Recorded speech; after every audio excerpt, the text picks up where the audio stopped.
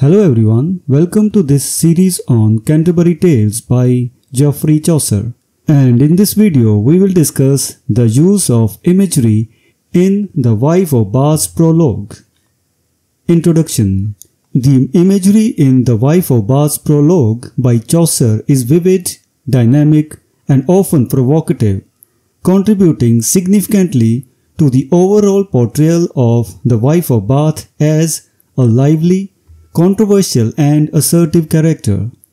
Through metaphors, similes and sensory language, Chaucer builds a multi-dimensional portrait of the wife, conveying her personality, her defiance of social norms, and her complex views on marriage, authority and sexuality.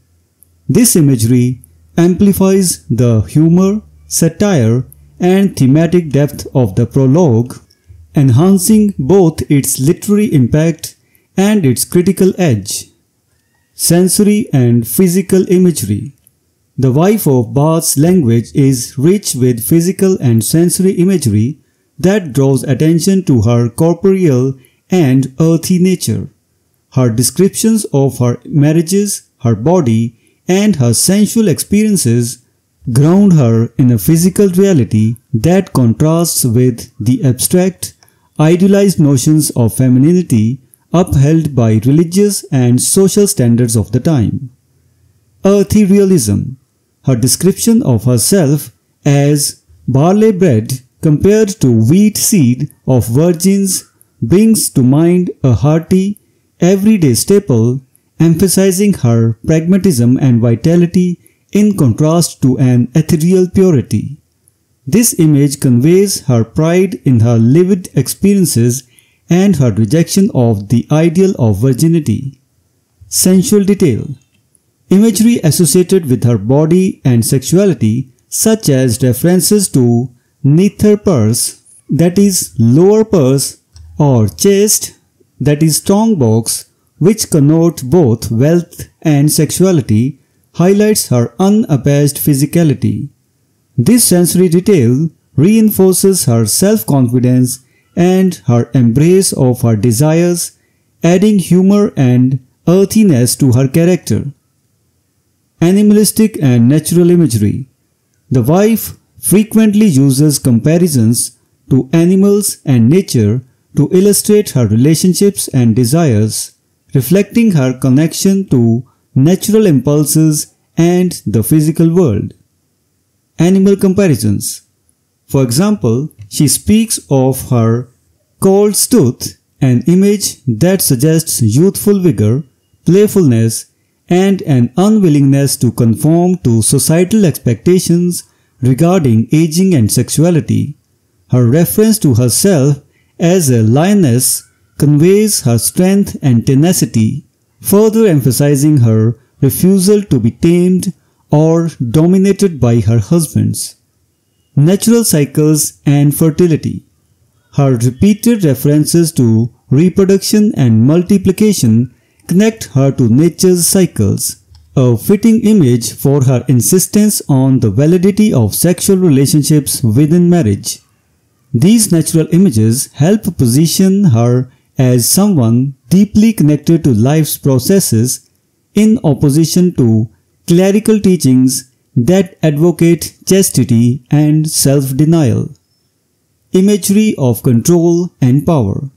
The wife's choice of imagery often centers on control, dominance, and mastery within her marriages. She describes her husbands in terms that suggest possession and manipulation, challenging the traditional power dynamics of marriage. Chains of debt imagery. She refers to her husbands as debtor and my thrall, invoking imagery of financial debt and servitude, which she uses to assert her control over them. This image not only conveys her influence but also satirizes the transactional nature of medieval marriage. Control of sexual power. Descriptions of herself as a master who hath the bridle and makes her husbands work to pay his debt highlight her understanding of power dynamics in marriage.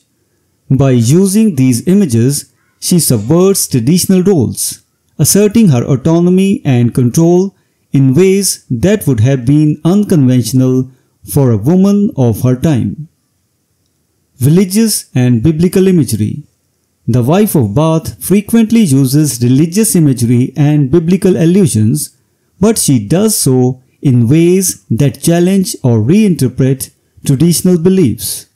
This subversive use of religious imagery allows her to confront the church's teachings on women, sexuality, and marriage. Biblical references to marriage. Her citation of biblical figures who married multiple times, such as King Solomon, illustrates her selective interpretation of scripture to justify her lifestyle.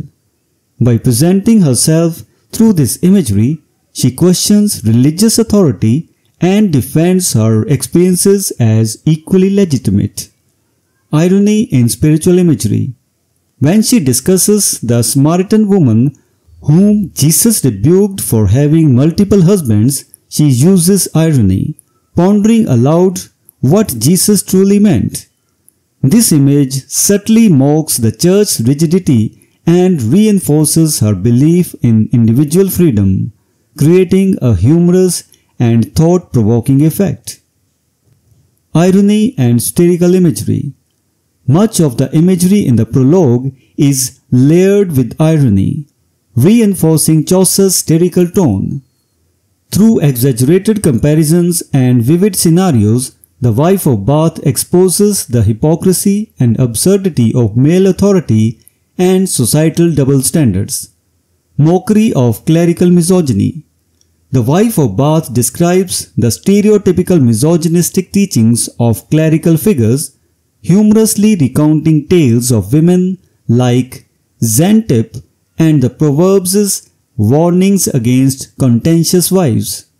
By vividly recounting these tales with a twist, she mocks the double standards that blame women for men's suffering, turning these stories into a critique of male insecurity.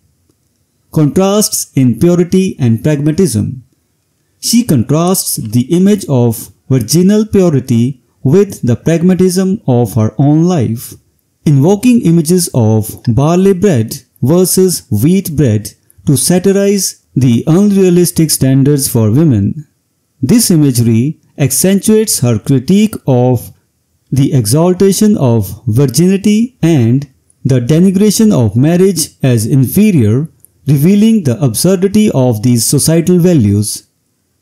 Imagery of aging and physical decline. In the latter part of the prologue, the wife reflects on her aging with a mix of nostalgia and acceptance, using imagery to acknowledge the impact of time on her appearance and desires. This self-reflection through imagery brings out a different dimension of her character. Fading beauty. The wife's language turns melancholy as she describes her loss of beauty. The flower is gone, there is no more to tell. This imagery of a flower fading with time introduces a poignant moment, contrasting with her earlier robustness and humor. Acceptance of life's cycle. Despite the acknowledgement of her physical decline, she uses images that celebrate her past vitality, reflecting a realistic, grounded approach to life. This imagery underscores her acceptance of aging without regret, suggesting a life lived fully and without shame. Conclusion. The imagery in The Wife of Bath's prologue plays a crucial role in defining the wife's character, illustrating her values, humor, and defiance of societal and religious norms. Through Chaucer's imagery, she becomes a vivid embodiment of life, resilience, and rebellion. The physical, natural, and religious images give her a rich, multifaceted presence, while the satirical and iconic elements add depth to her critique of the limitations imposed on women. Ultimately, this imagery contributes to the total effect of the prologue by making The Wife of Bath a compelling and memorable character, one who represents an unapologetic celebration of experience and agency. Chaucer's choice of imagery reinforces the wife's challenging stance toward tradition, making her both a source of comedy and a vehicle for deeper social commentary, underscoring her central role as one of the most complex and enduring characters in the Canterbury Tales. So this was the discussion on the imagery in the prologue to The Wife of Bath. We will meet in the next video and discuss some other topic related to this prologue. Until then, goodbye and thank you.